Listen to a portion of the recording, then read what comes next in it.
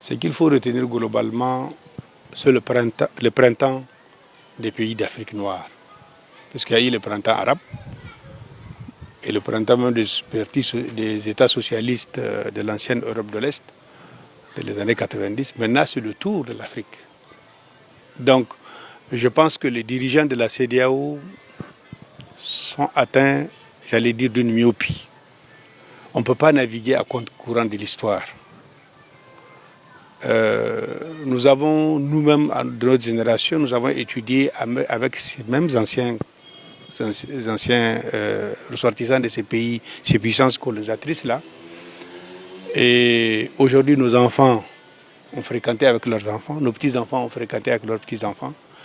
Je pense que le monde est devenu une seule case. Il est difficile aujourd'hui de cacher quelque chose ou de dissimuler des choses, pensant que c'est l'ancien temps où il n'y a pas de téléphone. Aujourd'hui, en temps réel, tout ce que je vous dis est su dans les 5 secondes qui suivent à quelqu'un qui est à Washington ou qui est au Caracas ou aux Philippines, ainsi de suite.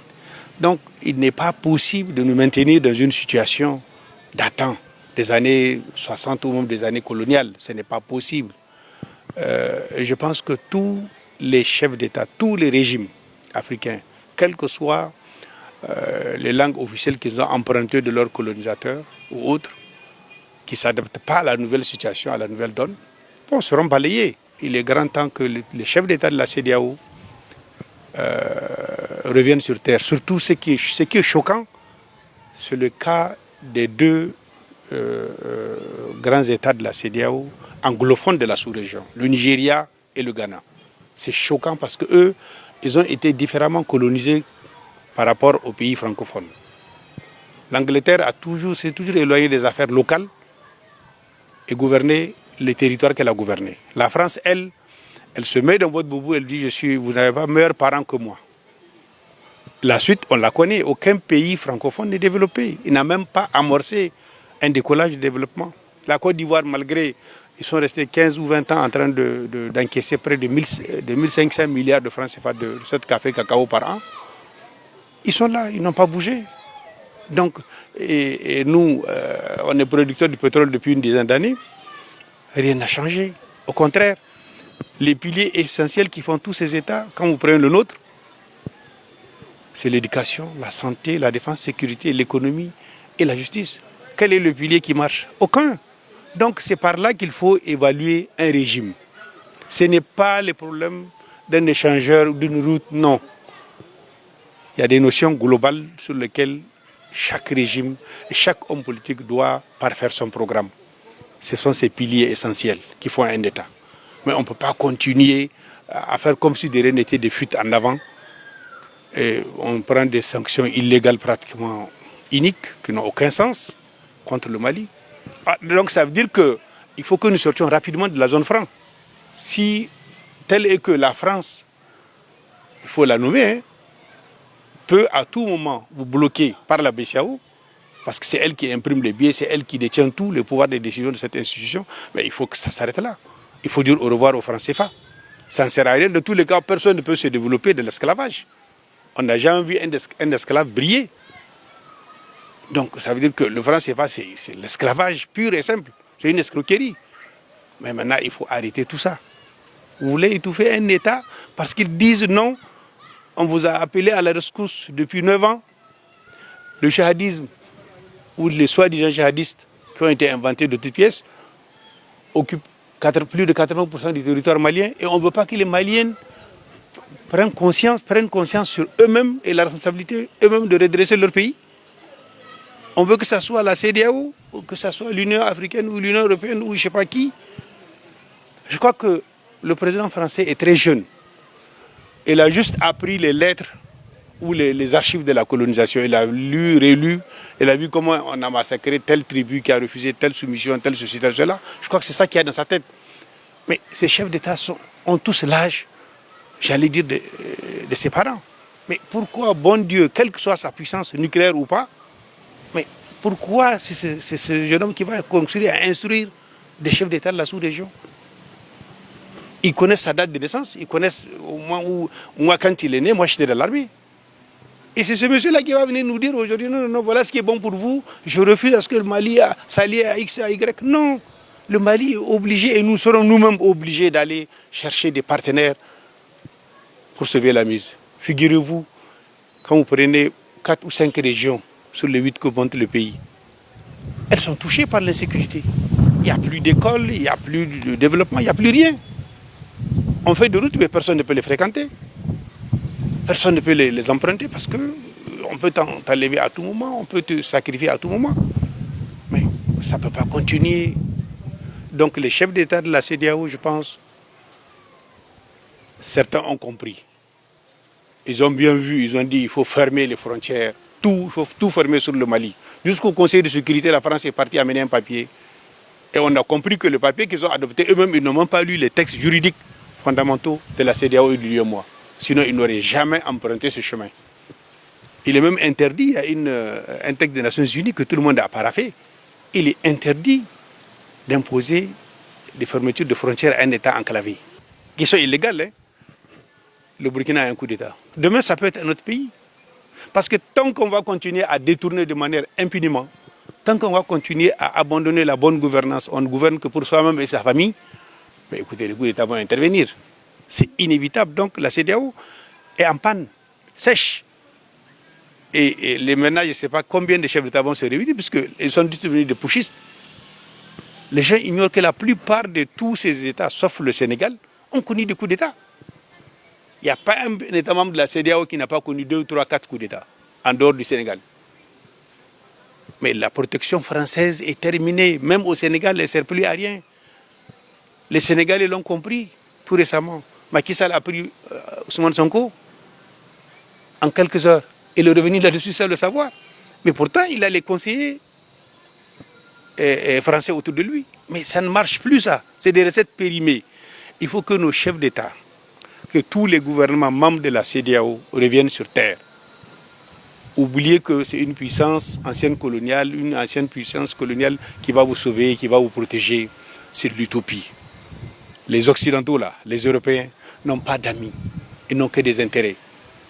Ils vont tout de suite s'adapter. Ils vont demander non, la survie, il faut la sécuriser physiquement, caborer. Ça s'arrête là. Ils ne pourront pas faire autre chose que ça. Et je ne vois pas l'histoire des forces mises en attente de la CEDEAO par-ci, par-là. Ça sert à quoi? Ils vont intervenir pour établir quelqu'un? Non. Il faut que chacun revienne sur terre pour se dire que cette époque est révolue à jamais. Les peuples vont maintenant continuer à décider d'eux-mêmes. Vous les comparez, rester 27 ans au pouvoir, sans partage. Un matin, les Burkinabés se sont soulevés. Ils le fait partir. Donc c'est pas, quand ils ont déjà dit à Roch, même certains de ses partisans, des partis qui le soutenaient au début, lui ont rendu un communiqué il y a à peine une semaine pour dire qu'il lui demande de démissionner. Parce qu'il n'arrive pas à assumer et n'arrive pas à comprendre que ces choses-là ont changé. Et il faut que chacun comprenne. Il faut que chacun comprenne. Tant que l'injustice sera la règle du jeu, il y aura des coups d'État. Et dans tous les pays, sans exception. Voilà. Et il faut que nous nous apprêtons rapidement à sortir de cette zone franc de la France-Afrique. Il faut que chacun oublie que ce n'est pas la franc-maçonnerie qui peut te garder au pouvoir. La France-Afrique est terminée, c'est périmé, c'est un produit périmé, à enterrer, il faut oublier ou à incinérer. Mais il faut trouver la solution. L'Afrique a besoin d'autre chose.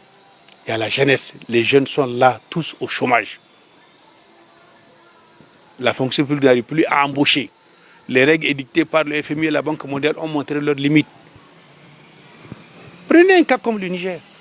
Le baril du pétrole, il y a 1 an, 2 ans, 3 ans, a chuté de 71 $ ou je sais pas, 69 $ à 10 $.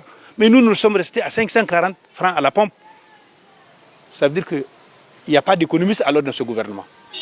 S'il y a des économistes, le premier bénéfice du paysan, c'est de dire on diminue, on suit l'évolution mondiale du marché du pétrole. Le baril ne peut pas passer de 70 $ à 10 $. Et nous, on y maintient à 540 comme au temps de la colonisation ou de l'esclavage. On maintient encore jusqu'à... Ça fait la 11e année, on est à 540 francs. Si aujourd'hui on ramenait ça à 400, le Nigérien lambda qui va prendre son ticket de transport dans telle ou telle agence de voyage, Niamey Zender, au lieu de payer 15 ou 16 000, il va se retrouver à 12 000 ou à 11 000. C'est ça le gain. C'est ça le gain pour les citoyens. Le citoyen, ce n'est pas de faire de la monnaie et le mettre dans sa poche. Ça, c'est des erreurs que l'ensemble des citoyens vraiment commettent. Croire à ceux qui leur donnent 5 francs, 10 francs, que c'est ça. Ce sont ces gens-là qu'il faut élire, qu'il faut maintenir devant un État. Non.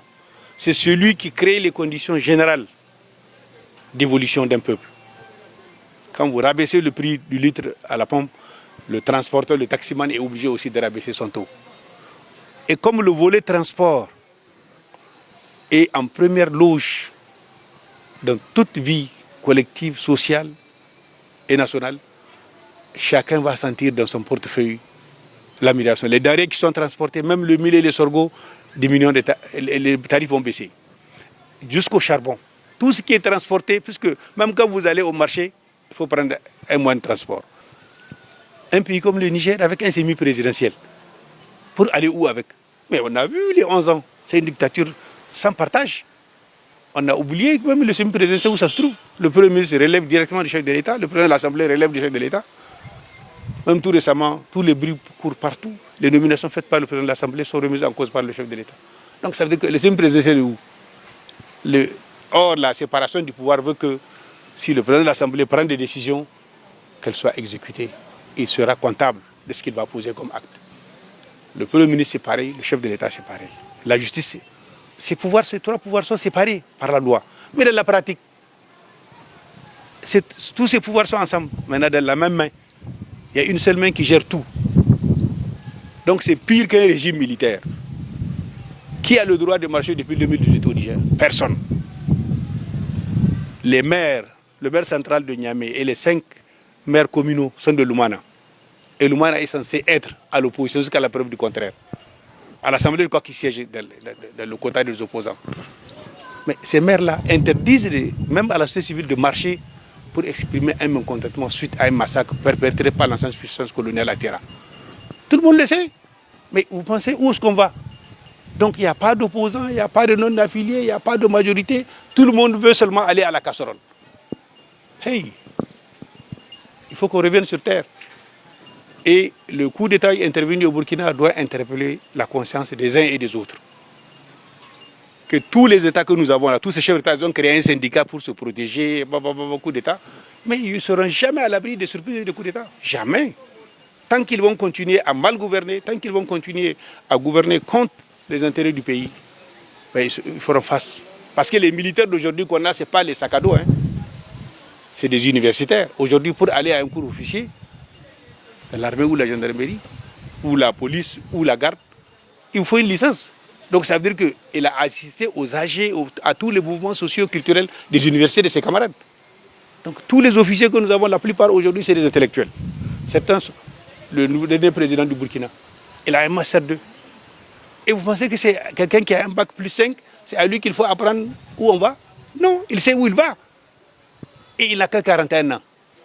Donc notre génération là, si on ne fait pas attention, nous serons éliminés de la course. Les enfants là vont nous court-circuiter un matin, parce que c'est eux qui sont dans l'armée, c'est eux qui sont dans le civil au chômage. Et ils sont conscients. Ce n'est plus les officiers anciens comme tirailleurs sénégalais, tirailleurs ceci, tirailleurs. C'est fini, c'est terminé. La France aussi doit comprendre, changer de comportement. Un président français ne peut plus s'asseoir à Paris, à partir de Paris, dicter à la CEDEAO, à l'Union africaine ce qu'il faut faire. Et il faut, j'ai dit, se féliciter de la dernière visite que j'ai suivie hier par les médias, de la visite du président de l'Union et de la Commission de l'Union africaine à Bamako. Ça veut dire que la CEDEAO est arrivée à ses limites. Donc, une institution supérieure a pris le relais. C'est ce que ça veut dire, en fait. La CEDEAO, c'est classé, c'est terminé. Parce qu'ils n'ont rien compris et ils ont avancé. C'est les pays anglophones qui me choquent le plus. Le Nigeria, s'il assume son leadership démographique, économique et financier, et même militaire, de la sous-région, aucun pays n'a l'armement du Nigeria. Le Nigeria a plus de 2 millions de soldats. Ils ont plus de 600 avions de combat. Ils ont plus de 45 000 pièces d'artillerie. Et vous pensez que si ce pays-là revisait sa copie, Vous pensez qu'il ne suffit pas à lui seul d'appeler les gens à des consensus partout? On n'a pas besoin d'une intervention intempestive des Occidentaux.